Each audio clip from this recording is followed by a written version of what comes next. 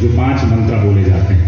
ये मैं अक्सर अपने ऐसे वार्तालापों में कहता हूँ कि जो 5 लक्षण होते हैं विद्यार्थी के, आप सब लोग जानते होंगे, जो खास करके यहाँ के सीनियर लोग हैं। काक चेष्टा, बकोध्यानम, श्वान निद्रा, अल्पाहारी च गृहत्यागी, ये 5 लक्षण होते हैं। काक चेष्टा का मतलब आपको लगातार ट्राई करते रहना है। कौवे को कभी देखा है आपने? वो किसी चीज़ पे अगर मान लीजिए कुछ आपने रख दिया है खाने का सामान, वो आएगा उठाना चाहेगा, आपने डंडे से उसको भगा दिया, वो फिर आएगा जब तक कि वो उठा न ले। तो ऐसी चेष्टा हर एक विद्यार्थी के मन में होनी चाहिए कि हम लोग जब तक अपने लक्ष्य पर कामयाब नहीं हो जाते हैं तब तक हमें रुकना नहीं है। एक फिल्म आई थी, कौन सी? माउंटेन मैन, दशरथ माझी जी के जीवन पर। उसमें एक बड़ा फेमस डायलॉग है, जब तक तोड़ेंगे नहीं तब तक छोड़ेंगे नहीं। याद है? वो यही है। जब तक उन्होंने पहाड़ को नहीं तोड़ दिया तब तक उन्होंने नहीं छोड़ा।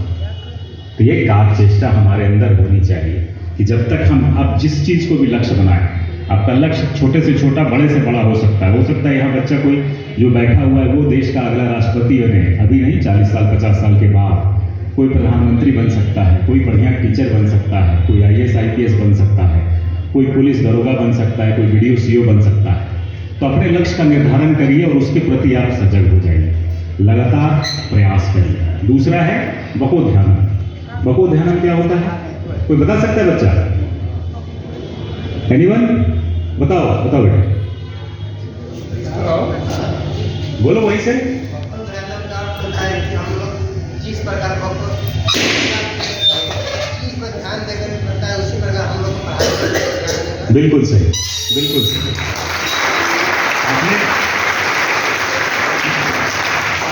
आपने कभी बगुले को शिकार करते हुए देखा है?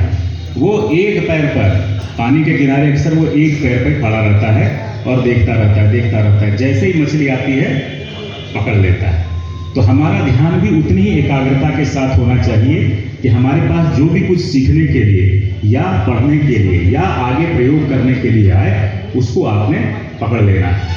बकोध्यानम, एकदम ध्यान भटकने नहीं देना है। ये नहीं कि हम इंस्टाग्राम फेसबुक में लगे हुए हैं, कहाँ क्या चल रहा है, इन सब की दुनिया में हम लोग लगे हुए हैं। आप लोग का ज़माना पढ़ाई का बहुत डिफिकल्ट हो गया है। हम लोग के ज़माने या इन लोगों के ज़माने में कहिए तो बस ऐसे स्कूल जाते थे, पढ़ाई करके चले आते थे। हम लोग के ज़माने में भी मोबाइल और ये सब TV इतना नहीं था, इंटरनेट इतना नहीं था।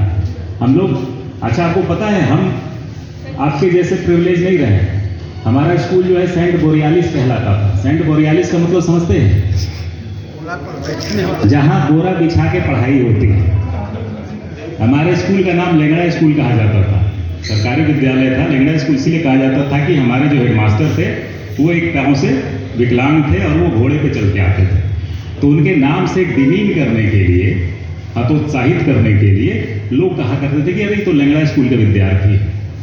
बट अगर आप मेहनत करेंगे पूरी लगन से, काक चेष्टा करेंगे, बकोध्यानम करेंगे, तो आज हमारी तरह, हमारे जैसे और लोगों की तरह आप लोगों से बात करेंगे, सफलता के नए आयाम स्थापित करेंगे।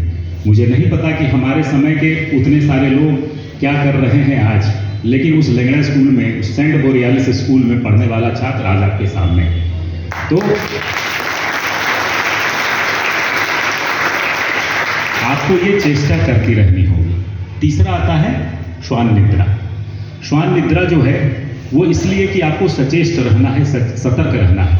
कहीं कुछ छोटी सी आहट हुई, कहीं कुछ छोटी सी बात हुई, आपको जगे रहना है। जब ये कंसाइंस आप अपने अंदर डेवलप करेंगे तब आप देखेंगे कि आपका व्यक्तित्व का विकास हो रहा है। ये नहीं कि एकदम खा पी करके सोए हुए, कहीं कुछ हो गया, कुछ पते नहीं, वैसा नहीं होना चाहिए। विद्यार्थी को श्वान निद्रा होनी चाहिए, कम सोना चाहिए।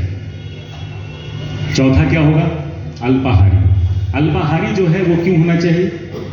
वही अभी जो हमने कहा कि ऐसा नहीं कि खा पी करके जो है शरीर बढ़ा लिया है, सोए हुए हैं, पढ़ाई लिखाई से कोई वास्ता नहीं है, कुछ काम करने बोल रहे हैं तो आलस से आ रहा है, ये नहीं होना चाहिए। तो जितना हो सके जीवन यापन के लिए, आपको शायद पता नहीं होगा, जितना हम लोग अभी खा रहे हैं उसका सिर्फ 30% जरूरी है जिंदा रहने के लिए। आपको पता है अगर आप 10 पार्ट खा रहे हैं तो उसमें 3 पार्ट भी आप खाएंगे तो अच्छे से जिंदगी निकल जाएगी। तो इस पे भी ध्यान दीजिए। हालांकि आप सब लोग ऑलरेडी जो है कुपोषित दिख रहे हैं, तो इसलिए हमको इसके बारे में ज़्यादा कहने की आवश्यकता नहीं है, लेकिन अलर्टनेस के लिए ये चीज़ें कहने की आवश्यकता है कि आप लोग अल्पाहारी रहें। और पांचवा जो है वो इन सब से थोड़ा हट करके है, जिसके बारे में आपको सोचना पड़ेगा, वो गृह त्यागी। गृह त्यागी का मतलब ये है कि घर के मोह माया बंधनों में नहीं रहना है कि या पिताजी के पास बैठना है, माँ के हाथ का रोटी बना हुआ खाना है, ये करना है। घर में रहते तो ऐसे रहते, भाई के साथ खेलते, बहन के साथ जो है रक्षाबंधन मनाते, दिवाली मनाते।